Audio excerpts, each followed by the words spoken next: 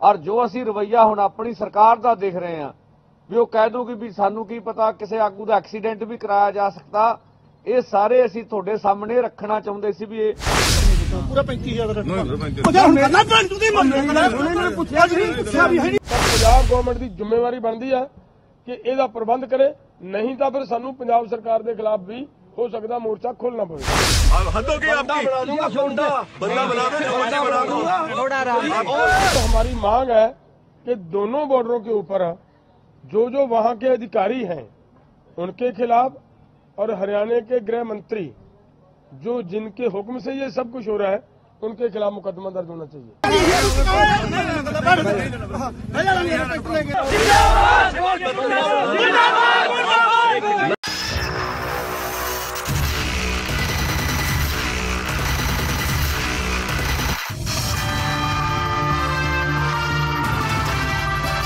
नमस्कार मेरे अपनों, आपका बहुत बहुत स्वागत है संवाद न्यूज इंटरनेशनल पर।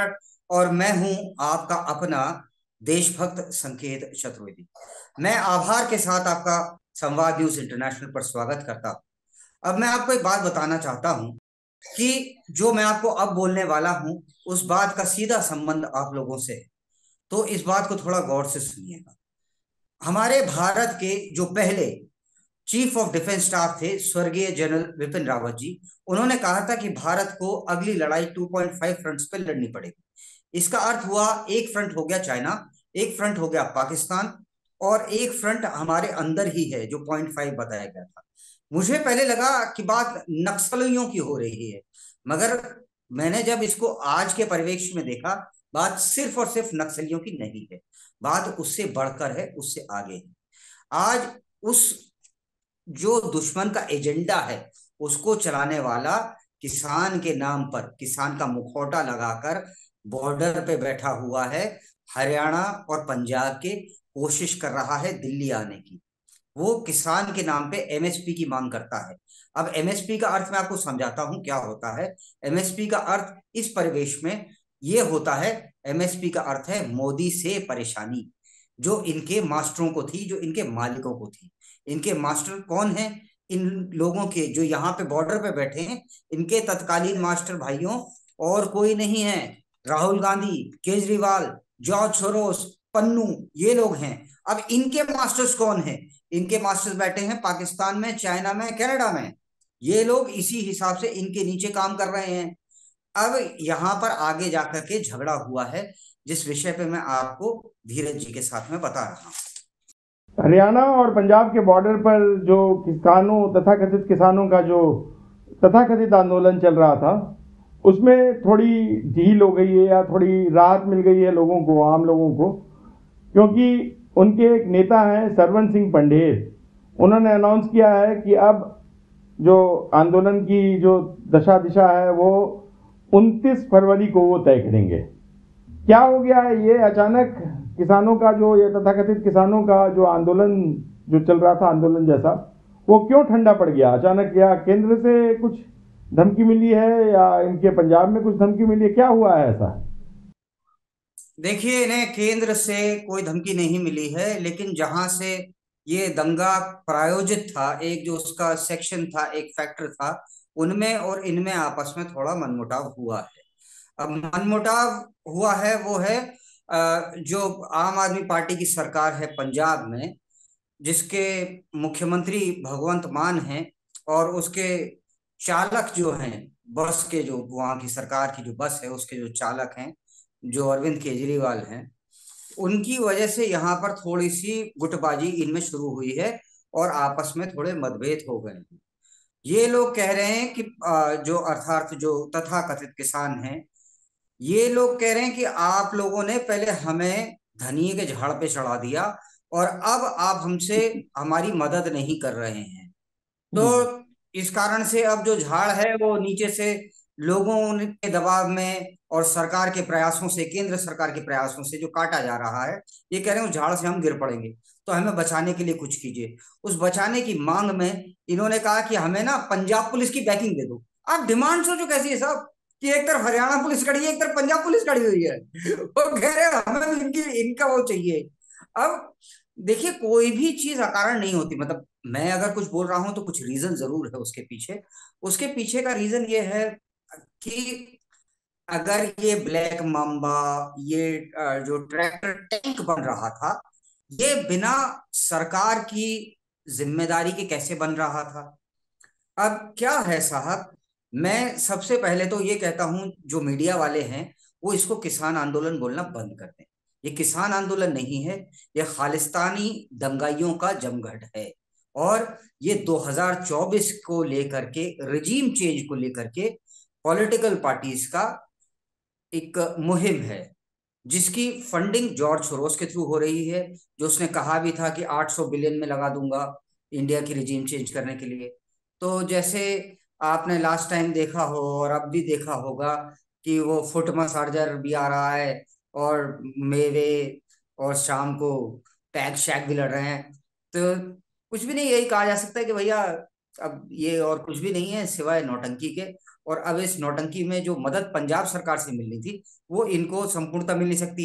अब भगवंत मान ये तो नहीं कह सकते कि कोई बात नहीं बेटा। नहीं, जब इनको केंद्र सरकार ने जब रोका कि ये मॉडिफाइड गाड़ियां, इस बारे में ध्यान आकर्षित किया जब, तो उनके खानापुरी करने के लिए वहां के पुलिस, आला पुलिस अधिकारी भी पहुंचे थे, और शायद उन्होंने इन गाड़ियों को कुछ कार्रवाई करने की कही है कि इन गाड़ियों पर कुछ कार्रवाई होगी, ऐसा कुछ उन्होंने खानापुरी की है इस बात की। तो सरकार से क्या झगड़ा हुआ? सीधे सीधे सरकार से झगड़ा कैसे हुआ? आपका जवाब इस फुटेज में सब कुछ दिख रहा है।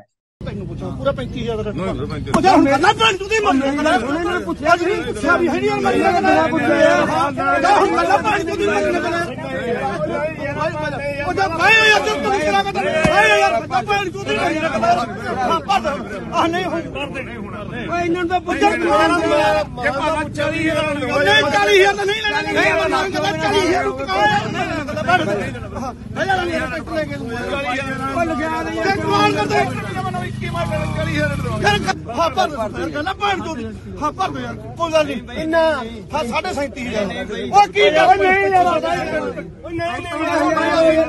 ਨਹੀਂ ਮੈਂ ਭਰੀ ਨਾ ਯਾਰ ਉਹ ਖਰਚਾ ਇੱਕ ਮਿੰਟ ਖਰਚਾ ਜਾ ਇੱਕ ਮਿੰਟ ਨਹੀਂ ਮੈਂ ਯਾਰ ਬਾਈ 35 ਦਾ ਦਿੰਦਾ ਉਹ ਫਿਰ ਤੂੰ ਖਰਚਾ ਕਰਤਾ ਸੁਣ ਲੈ ਇੱਕ ਮਿੰਟ 35 ਦਾ ਵਾ ਠੀਕ ਆ ਫੜਦਾ ਬਾਈ ਹੋਰ ਯਾਰ ਮੈਂ ਤਾਂ ਆਪ ਹੀ ਨਹੀਂ ਯਾਰ ਭਾਈ ਇੱਥੇ ਜੇ ਭੈਣ ਬੋਲਦੇ ਨਹੀਂ ਉਹਨਾਂ ਦੀ ਗਾਬਟ ਨਾ ट्रैक्टर भी जमा 21 मिल लेगा, ट्रैक्टर जमा नवागा और नवा फिर नवा पैसे भी कितना लगेगा डंडा डंडा हैगा ना। हां हां टॉप ने कहेगी यार और डंडा डंडा हैगे लगे हुए। हां ट्रैक्टर भी तू देख कान वर्गा ट्रैक्टर पा नवा जांसी तो हार पा के ले जाते हैं। एक मिनट भाई जाते जे हिलने खबरदार हो हिलनी के पास इसका 1 करोड़ बचेगा, उस 1 करोड़ में से 5 लाख आपके पास भी जाएंगे। नहीं किसने किसको दे दिया जी? आपके पास जाएंगे। मीटिंग छोड़ रहा हूँ।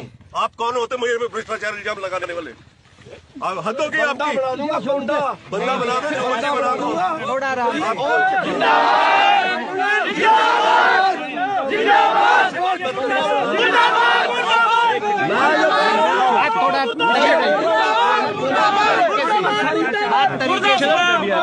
ठीक बोलते भाई, अपनी बात ठीक कर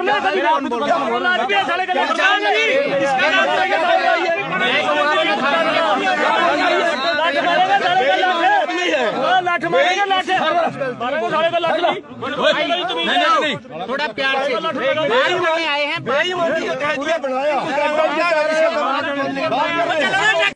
देखिए किस प्रकार से गर्दन दबाए रहे हैं वो सरदार जी दूसरे सरदार जी की, कि साढ़े पैसे दे। अब वो पैसे को लेकर के हो रहा है झगड़ा। अब वो पैसा ये इन पे है नहीं, ये लाए कहां से? अब फ्री भी इतनी बांट दी है। बेसिक बात ये है, इनको जीतना था चुनाव, दांव पड़ गए हैं कुछ उल्टे। और शुरुआत में तो उन्होंने फंड कर दिया था, और मैं अगर समय होता तो मैं एक बात जरूर कहता कि इस खेमे में अक्सर रात को एक आवाज आती है, भगवंत मान जिंदाबाद। एक सेकंड, भगवंत मान जिंदाबाद। तो जितना भी खालिस्तानी है ना, ये भगवंत मान जिंदाबाद कर रहा है, भगवंत मान। ये वहां पे दारू कम पड़ गई है भैया, झगड़ा उसी का है और कुछ है। दारू पहुंचा तो झगड़ा खत्म हो जाएगा। नहीं तो ये विदेशी फंडिंग जो है उसको भी इन्होंने, केंद्र सरकार ने कसी है अपनी लगाम, और जो विदेशों से जो फंडिंग आ रही थी उसको भी बिल्कुल फ्रीज कर दिया गया है। ऐसा सुनने में आया है।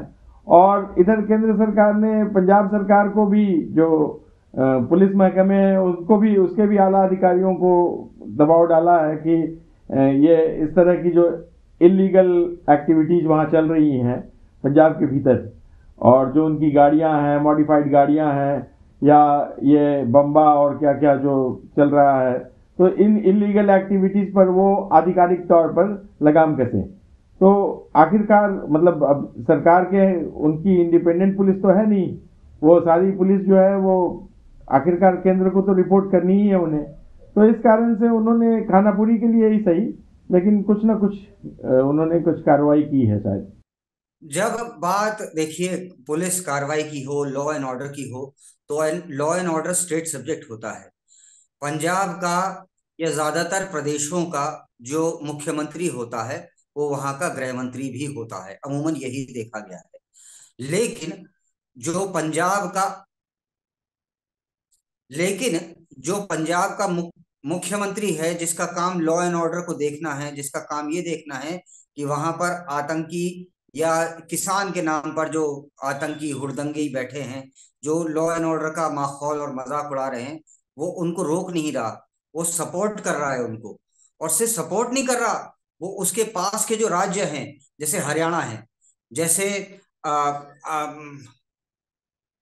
जो उसके पास के राज्य हैं, जैसे कि हरियाणा, जैसे कि हिमाचल प्रदेश, जैसे कि दिल्ली, वो पंजाब वहां पर उन लोगों को, हुड़दंगियों को वो सप्लाई कर रहा है कि जाओ उधम मचाओ। भगवंत मान का काम वहां पे लॉ एंड ऑर्डर देखना है, लेकिन वो रोक नहीं रहा है, उनको सपोर्ट कर रहा है और दूसरे स्टेट्स में प्रोवाइड करा रहा है कि नहीं हुड़दंग मचाओ। तो ऐसे आदमी को तो सैक कर देना ही बेहतर है। कुछ और राज्यों से इन लोगों को सपोर्ट नहीं मिल रहा है। हालांकि बीच में शायद ये टिकैत साहब भी कोशिश में थे कि उधर बढ़े, लेकिन उनको जो ग्राउंड है उनका वही सपोर्ट नहीं कर रहा है। हरियाणा के किसान सपोर्ट नहीं कर रहे हैं उन्हें। हरियाणा के किसान तो बल्कि लट लेके बैठे हुए हैं कि वो इस बार आए तो खुद ही मारें, जैसा कि अभी पिछले दिनों हम लोगों ने दिखाया भी था। और इसके अलावा पश्चिमी उत्तर प्रदेश के किसान भी उनके साथ नहीं बढ़ रहे हैं। तो शायद ये भी वजह है कि ये इधर 3-4 दिनों में इन लोगों से कोऑर्डिनेट करेंगे और उनको बुलाने की कोशिश करेंगे। आपको क्या लगता है? मुझे लगता है उनका जवाब साफ और स्पष्ट है हरियाणा वालों का। वो कहेंगे पहले तो ये बता पानी कहाँ है, जो हरियाणा का पानी तुम रोक के रखते हो वो कहाँ है, जो उनका मूलभूत अधिकार की चीजें हैं वो कहाँ है, वो तो है ही नहीं कहीं पे। वो इन्हें मतलब, और SYL नहर की जो बात हुई थी, जी हाँ, SYL परियोजना की जो बात हुई थी, उसमें इनसे बात करी गई थी, इनसे कहा गया था कि आप वहां पर जो पानी है उनको भी सप्लाई करिए। तो ये अपना खुद ही कंज्यूम कर रहे हैं। अर्थात जो पंजाब का जो तथाकथित किसान है, वो कह रहा है मुझे ये ला करके दो, मुझे वो ला करके दो, और लाओ और लाओ और लाओ, लेकिन मैं दूंगा कुछ नहीं। तो अंत में जाट भाई को भी लठ निकालना पड़ रहा है। तो कह रहा अब आके दिखा बेटा। तो अभी इसीलिए एक्चुअली क्या है जो आप पूछ रहे थे ना कि इनकी वो ठंडे क्यों पड़ रहे हैं हौसले। भैया आपको हिमाचल प्रदेश जाना है, पंजाब क्रॉस करते हुए जाएंगे आप। आपने बीच में ऐसा बफर जोन बना दिया कि हिमाचल का पूरा टूरिज्म बैठ गया। वो कह रहा है तुम्हारी ऐसी तैसी मार दूंगा। इधर हरियाणा वाला कह रहा है मेरा पानी का है। ये अपने हित के ऊपर कुछ देख ही नहीं पा रहे। ये कह रहे हैं 45 लाख करोड़ अगर बजट है देश का, 40 लाख करोड़ मुझे दे दो। अब अस्पताल कहां से बनेंगे? सेना का जो इक्विपमेंट से लेकर के जितनी भी सेना की जरूरत है वो कहां से पूरी होंगी? हाँ, एक और बात है कि इन लोगों को इतनी बड़ी भीड़ को सीमा पर या कहीं भी जमा करके रखना एक खर्चीला अफेयर लग रहा है। और उतना खर्च वो कहाँ से लगाएंगे या कहाँ से निकालेंगे, और उसका रिटर्न कुछ नहीं आना है, इनको भी पता है। तो उतना खर्च वो करेंगे कैसे, ये भी एक बड़ी समस्या है। देखिए मुझे तो ये समझ में नहीं आ रहा है कि जो ये किसान है, भाई इसको केंद्र सरकार से बात करनी है तो इतने सारे लोग आकर के दिल्ली बात करेंगे केंद्र सरकार से? ये जितने आदमी इन्होंने जितने हुड़दंगी इकट्ठे कर रखे हैं, जो खालिस्तान के समर्थक हैं और किसान का नाम, किसान का मुखौटा पहन करके ये साले बैठे हुए हैं, ये लोग आकर के केंद्र सरकार से क्या बात करेंगे? भाई मान लो बात करनी है तो कितना 10, 20, 30 आदमी का पैनल तो आकर के बात करेगा, या ये सब आएंगे और सब एक ब्लैक मांबा में आ रहा है, एक वो फॉर्च्यूनर में आ रहा है, एक उससे भी बड़े में आ रहा है, एक उससे भी बड़े में आ रहा है। और कह रहे हैं मेरे को पेंशन दे दो, पेंशन दे दो। अगर 60 साल के बाद में आपका परिवार आपकी देखभाल नहीं कर रहा, इसका मतलब आपकी अपब्रिंगिंग में कुछ ना कुछ कमी रही थी। तो वो हो सकता है शायद उनका परिवार भी कनाडा हो, और 60 साल तक तुमने करा क्या जो बाद में तुम्हें 10,000 के पेंशन की जरूरत पड़ने लगी। तो a person who has never done anything in life requires pension letter. तो कहीं ना कहीं मुझे तो ऐसा ही लग रहा है। और पेंशन भी मतलब उस आदमी को जो कि दंगाई है, पेंशन सरकारी अधिकारी ले रहा है, समझ में आ रहा है, लेकिन पेंशन क्योंकि उसने जमा करा है, अर्थात इसलिए वो पेंशन ले रहा है। तुमने जमा भी नहीं करा, कोई कोई तुम्हारा योगदान नहीं सिवाय दंगा के। तो तुम्हें जो पेंशन मिलेगी वो भी दंगे में मिलनी चाहिए, कि वो महीने के एंड में पुलिस वाला आएगा, 4 लाख तुम में बजाएगा, फिर आएगा फिर 4 लाख बजाएगा, फिर कहेगा हाँ बेटा मिल गई पेंशन ना, हाँ साहब मिल गई, ओके सर बाय बाय चलो जाओ। फिलहाल जो इन लोगों का आंदोलन है अभी वो शांत हुआ है, तथाकथित आंदोलन। और एक ये तूफान के पहले की शांति है या इनके ठंडे होने का संकेत है, ये कृपया करके इसे आंदोलन न कहें, इसे खालिस्तानी दंगा कहें, वो ज्यादा बेहतर है। मेरी सारे मीडिया वालों से यही रिक्वेस्ट है। इस बात की मैं थोड़ी इन डेप्थ आपके सामने रखना चाह रहा हूं, अगर आप बोले तो। अगर आप आज्ञा दें धीरज सर, तो मैं कुछ बताना चाहता बताइए बताइए। हूं। ऐसा है कि ये बेसिकली रेजिम चुनावों के पास ही क्यों करा गया। हर बार ये किसान आंदोलन चुनावों के पास ही आकर के होता है। और तो और इसमें ऐसे ऐसे चेहरे आपको देखने को मिलते हैं जिनका किसानी से मैं तो नहीं जानता क्या है उनका योगदान है। जैसे ग्रेटा थनबर्ग एक हैं, जैसे मियां खलीफा हैं। राकेश टिकैत से कहा गया उन लोगों का भी समर्थन है। राकेश टिकैत पूछ रहा है ये कौन है। राकेश टिकैत को भी नहीं पता, और बहुत सारे लोग जानते होंगे ये ग्रेटा थनबर्ग और मियां खलीफा कौन है। बात खैर सीरियस पे आता हूं। देखिए ये जो तथाकथित आंदोलन, जो ये खालिस्तानी दंगा है, ये दंगा भारत में रिजीम चेंज को लेकर के है, कि भारत में जो रिजीम है वो चेंज हो। अब उस रिजीम के लिए ये क्या कर रहे हैं, कौन लोग पहले इंटरेस्टेड ये बताइए। इंटरेस्टेड होगा चाइना, इंटरेस्टेड होगा पाकिस्तान, इंटरेस्टेड होगा कनाडा, और इंटरेस्टेड होगा जो भारत को अच्छा मतलब मॉनेटरीली और पावरफुल नहीं देखना चाहते हर प्रकार से, वो लोग होंगे। तो उन्होंने एक ऐसा ग्रुप बनाया जिसके खिलाफ कि ये किसान है, तो आम आदमी बोलने में शर्माता है। अब किसान भी ऐसी डिमांड रखेगा जो कभी फुलफिल ही नहीं हो सकती, पर ये ना तो किसान है। अब वो बात भी ऐसी कर रहा है कि वो हम सारे जितने जाट हैं वो धर्म परिवर्तन करके सिखिज्म अपना वो बन जाएंगे। एक और आए थे वहां से, वो कह रहे हमारा यहाँ पे दमन होता है भारत में। और दमन क्यों होता है, उनको वो जो बैरिकेड होता है वो फैलाने नहीं दिया, तो वो बैरिकेड फैलाएगा तो उसका दमन नहीं होगा, और बैरिकेड फैलाने से रोका गया तो उसका दमन हो रहा है। तो ये कुछ भी नहीं। ये जो वर्ल्ड लेवल पे पावर्स हैं जो इंडिया के प्रभुत्व से अब घबरा रहे हैं, वो ऐसे कुछ गद्दारों को खड़ा कर रहे हैं। अब वो डायरेक्टली नहीं खड़ा करेंगे, उनकी हेल्प के लिए कई पॉलिटिकल पार्टीज हैं सर। पॉलिटिकल पार्टीज सर जैसे आम आदमी पार्टी इन पंजाब, कांग्रेस है, कांग्रेस और आम आदमी पार्टी हो गई। अरविंद केजरीवाल ने अपना आदमी भेजा, और जो अभी सीएम हैं भगवंत मान। अब भगवंत मान को उल्टा मैं तो कह रहा हूँ केजरीवाल जिससे प्यार से हंस के बोल दे, जिसके संग 5 मिनट बैठ जाए, समझ लो उसका बुरा वक्त आने वाला है। अब उनने भगवंत मान को आगे कर दिया, खुद साइड में निकल गया। वो किसान भगवंत मान के पीछे पड़ गए। वो कह रहे बेटा तू करेगा, वो कह रहा मैंने क्या गलती करी है बाजी, वो कह रहा ये पैसा इनको तू दे वरना हमारी बात पड़ रही है। खैर कुल मिलाकर जो फाइनल हुआ है कि अभी आंदोलन या तो ठंडा पड़ गया है या फिर ये तूफान के पहले की शांति है। तो ये 29 तारीख तक तो इस पर अभी थोड़ा विराम लगा है, देखिए आगे क्या होता है। तो मैं संकेत चतुर्वेदी जो भारत माँ से आप लोगों की तरह ही प्यार करता हूँ, अभी के लिए आप लोगों से आज्ञा चाहता हूँ। जल्द प्रस्तुत होऊंगा एक नए मसौदे के साथ में, और आपको बताना चाहता हूँ अंत में चलते चलते कि इन लोगों को चाहिए कुछ भी नहीं सिवाय 4 डंडे के।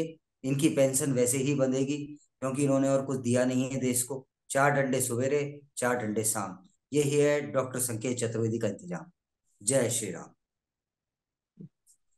बहुत अच्छा, ठीक है, ठीक है, ठीक है, चलो closing. Okay sir. Okay. Sir